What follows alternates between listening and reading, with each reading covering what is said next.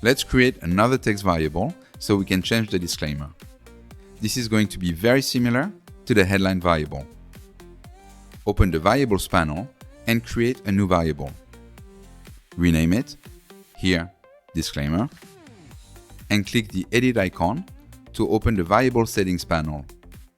Make sure Single Line Text is selected.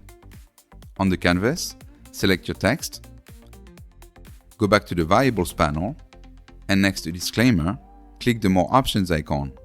Then, click Insert. As you'll see, this variable will be pretty versatile. Let's go test it in run mode. Here, we're on the OOH layout, i.e., the same design and size as our window poster. Now, under Disclaimer, change the text and press Enter. The disclaimer text will change on the canvas.